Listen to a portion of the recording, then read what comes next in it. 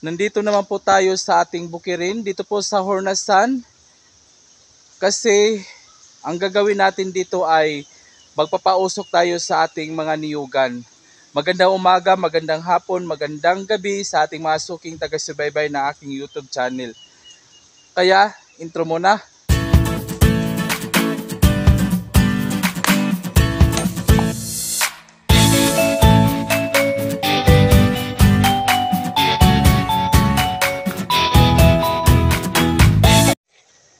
Dito tayo magsisimula sa ating pagpapausok sa ating niyog. Kasi dito po na niyog ay tingnan natin wala na talagang bunga. Kaya dito tayo sa puno niya banda magpapausok. Kaya mag-ipon muna tayo ng lukay. Po yung lukay guys. Po. Dito natin ipunin. Yan.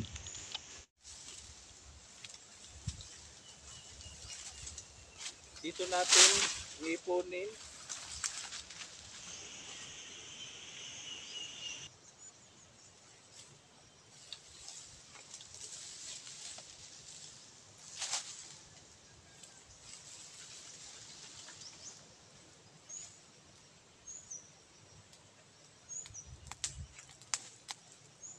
Yan na.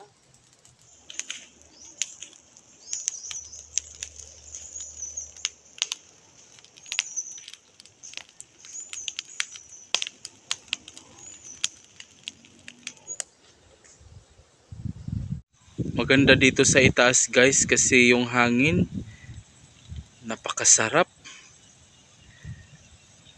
Yan po yung ating ginagawa ngayon. Nagpapausok naman tayo sa ating mga niyog. Yan o, tingnan nyo. Napakaganda.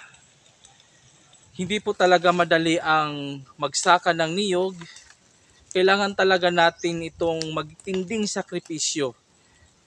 Paglilinis, pagpapausok sa ating mga niyugan, kailangan nating ibigay ang sustansya ng ating mga niyog.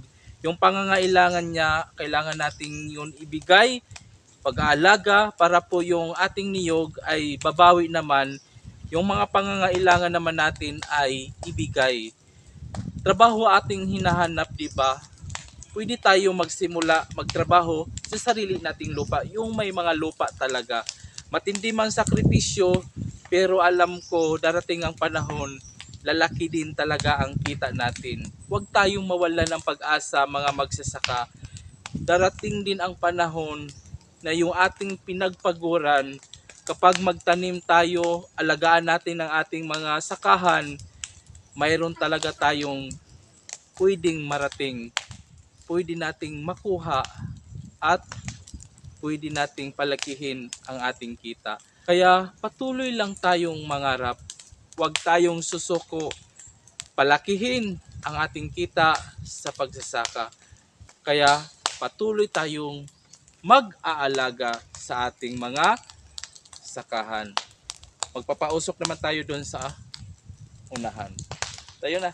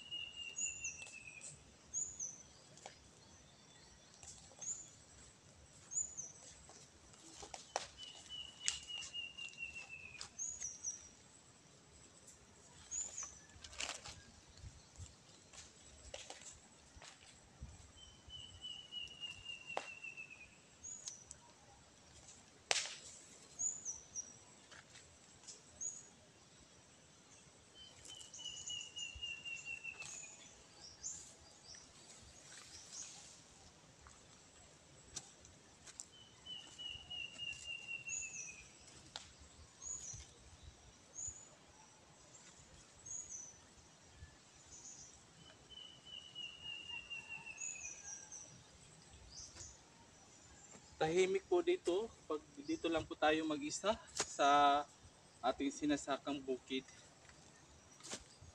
Yan po. Patuloy pa rin tayong magsisiga.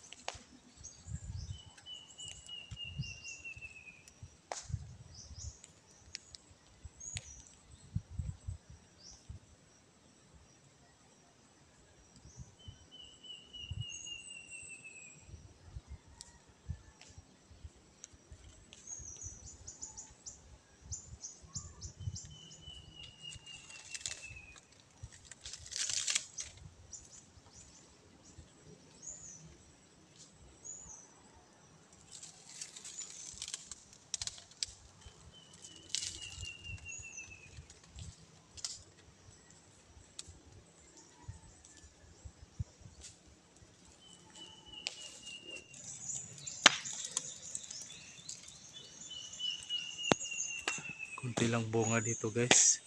Oh.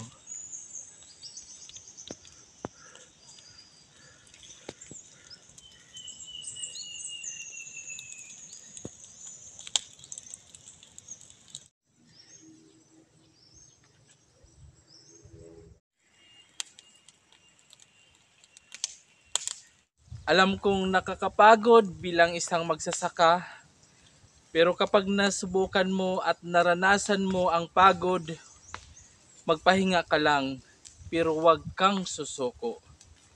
Yan po ang ating tandaan bilang isang magsasaka.